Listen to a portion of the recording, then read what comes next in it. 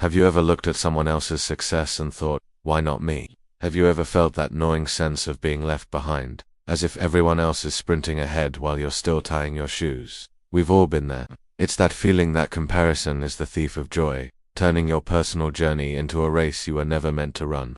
But today, I want to share a story that might change the way you see your own growth. It's the story of two seeds, planted side by side, and the one powerful storm that taught the mandos that true greatness blooms in its own time. In a peaceful village, nestled between golden fields and the melodies of birds, lived an old farmer named Hari with his young son, Raju. Their life was beautifully simple: a small patch of land, a humble house, and hopes as vast as the sky above. One morning, as the sun painted the horizon with shades of orange and pink, Hari handed Raju two small, identical-looking seeds. "Plant them both," he said, his eyes twinkling with a gentle smile. Raju looked at the seeds, then back at his father, confused. "They look the same, father. Why two?" Hari chuckled, a soft, warm sound. "Because, my son, life always gives us two choices: to grow with patience, or to rush in comparison." Raju didn't fully grasp his father's words, but he trusted him completely.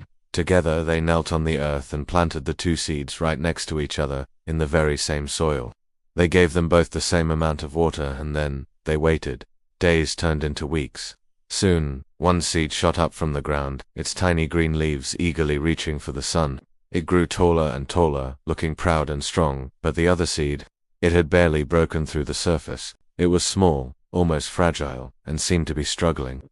Every single morning, Raju would rush out to the field and stare at the glaring difference between the two plants. The tall one seemed to mock the smaller one with its rapid growth.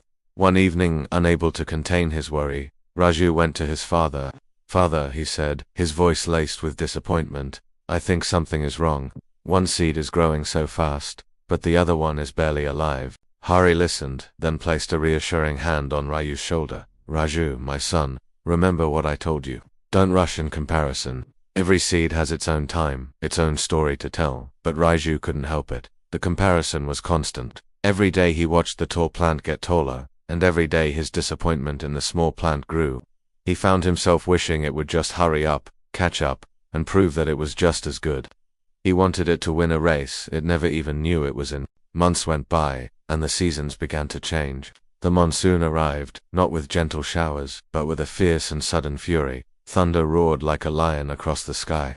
Lightning cracked, illuminating the fields in terrifying flashes of white. The wind howled and screamed, bending everything in its path, showing no mercy. It was a storm that tested the strength of everything in the village. The next morning, an eerie silence had fallen over the fields.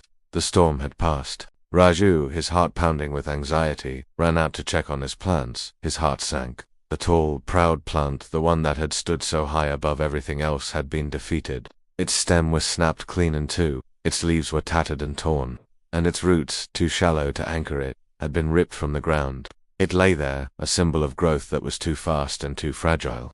But then Raju's eyes fell upon the smaller plant, and he froze. It was still standing. It was short, yes, but it was strong. Its deep, powerful roots had held firm in the drenched soil, anchoring it against the storm's rage. It hadn't just survived, it had endured. Hari walked up and stood beside his son, placing a gentle hand on his shoulder. "Do you see now, my son?" he asked softly. The taller one rushed to rise, but in its hurry, it forgot to build a strong foundation. Its roots were weak. The smaller one took its time. It grew strong when no one could see deep in the earth. That's why it survived the storm. He looked out at the peaceful field, the morning breeze brushing against his weathered face. "Never compare your growth to that of others," he continued.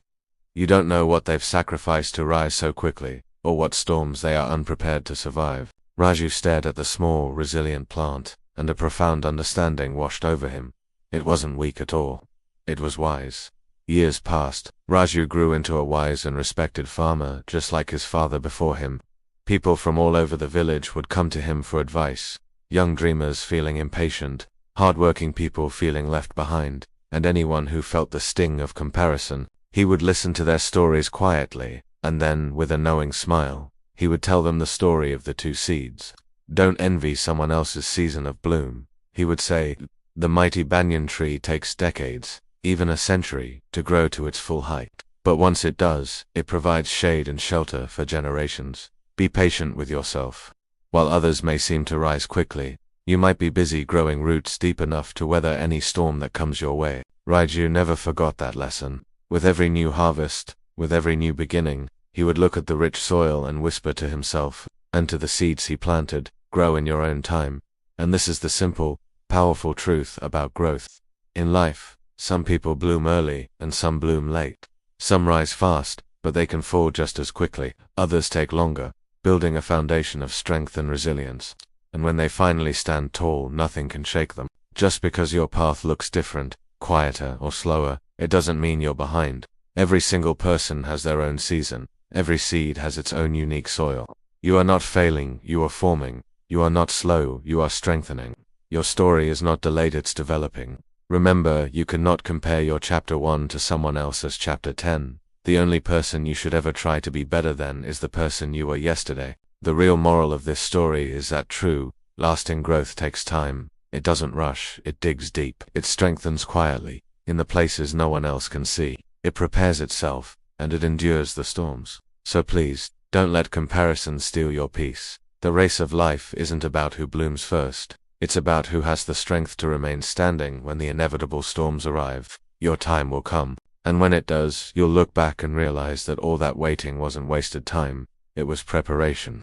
So if you ever feel like you're falling behind, I want you to pause, take a deep breath. Look at how far you've already come, not how far others have gone. Trust your timing. Plant your dreams, water them with patience and self-compassion, and have faith in your own journey. And when your moment comes, you'll rise higher than you ever imagined, rooted, steady, and absolutely unshakable. If this story resonated with you, please share it with someone you know who might be comparing their journey to others. Remind them that they are not late. They are simply growing in their own beautiful time. And if you'd like more stories that inspire hope and patience, please consider subscribing and joining our community. Because no matter where you are in life, remember this, your season is coming. Thank you for watching.